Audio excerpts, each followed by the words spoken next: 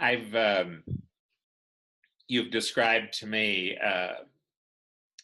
just what it was like your grandparents, people dropping in, smoking cigarettes, drinking coffee, Yes. and just talking.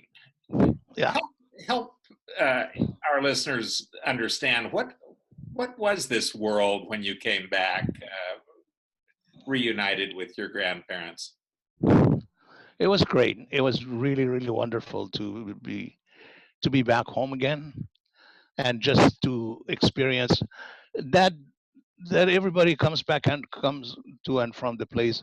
That's the natural way of when somebody new arrival come to the island. Everybody stops by on their way to the taro farm or on their way back from the taro farm or on a Sunday afternoon when there's no when there's nothing to do. I mean, as part of their Sunday leisure, or just bringing. But there was always food coming. Maybe something I didn't know. There's always food from people. When you're new to the place, everybody is sending you something. Sending you food and in kind of in gratitude that you are here and acknowledging you. So my house was always there was always people there, and the people come and hang out, smoke cigarette. The men talk stories, and they would ask me things, and you know what is it like, what happened to this time, and when you did this and that, and so yeah, and smoking cigarette and drinking coffee, that could When be you a. say smoking cigarettes, I'm thinking a lot of us here in the West think that means you open a $15 pack of 20 cigarettes and smoke, but weren't they?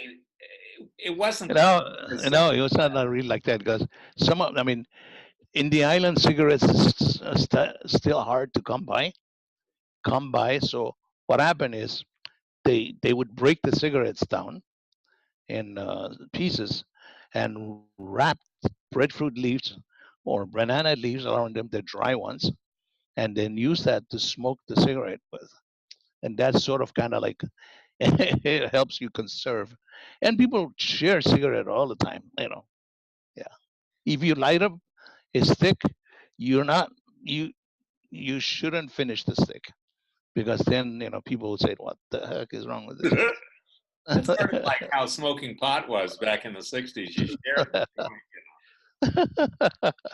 It would have been thought of as very selfish to smoke a whole. Yes, yes, yeah. So yeah, Well, yeah. maybe we can end this. I've really enjoyed this immensely. I just want to make sure we don't have it so long that people lose interest, I guess. But on the subject of food, you had told me that nothing tasted so good to you, especially maybe after years of eating hospital food and Xavier's food and Yeah.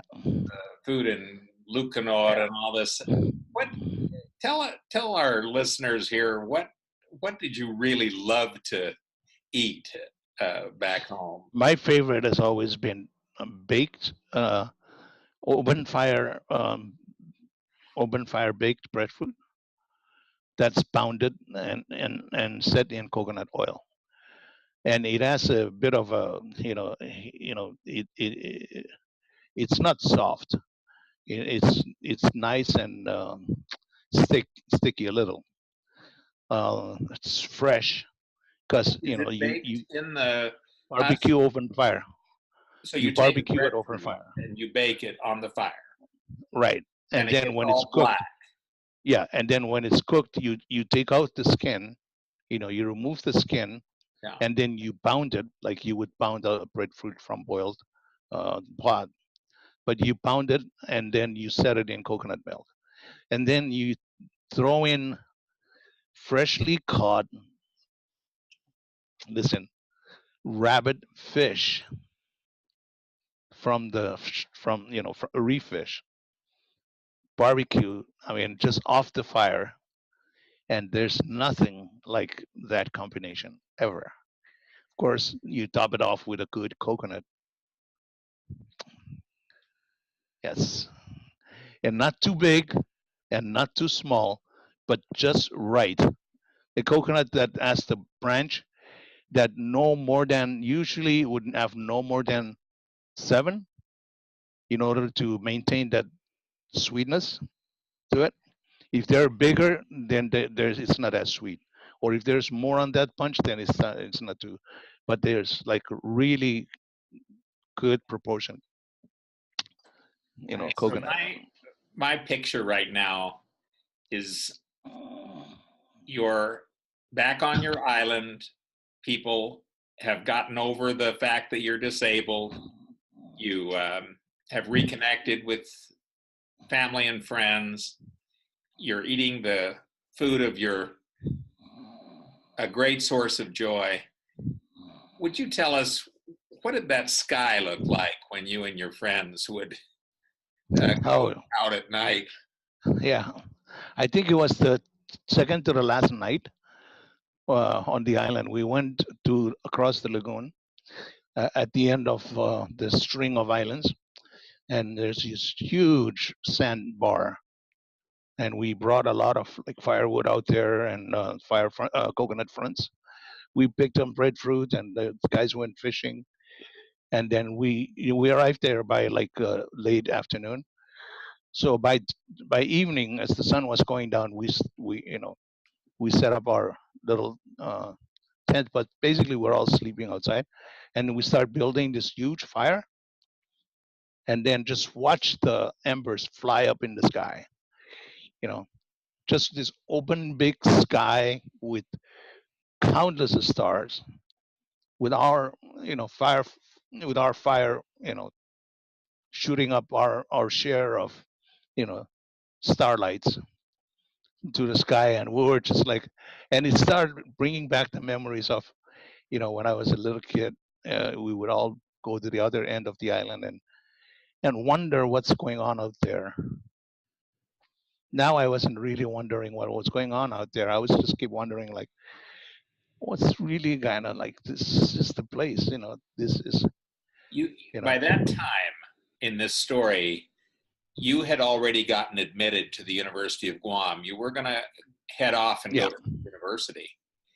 yeah.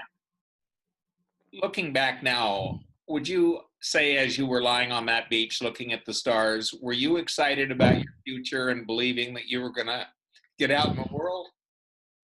I was a little bit more prepared and excited and looking forward to it. I wasn't as anxious as I was when I was younger, when I was facing the possibility of going off to Xavier High School.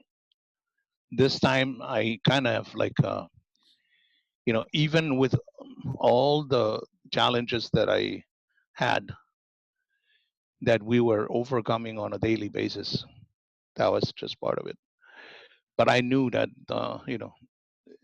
even though it would be challenging, it would have its own, set of, problems and barriers. I knew that I was actually far more prepared for it then, and really just enjoying it. You know, And had it been great to see your grandfather? yeah. You told me he used to like to just sit next to you. Hmm. Just like to listen to me and just like massage my arm. It's always his thing to massage the arm, and he would like stretch it out. That's his kind of way of like he's trying to put some power back into my arm. But we would just like have just fun about it, and he would tell a joke or something, and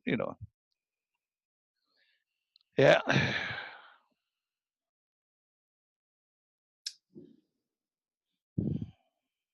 Well, I'm really glad you got to know him, Yeah. and I'm glad he got to know you.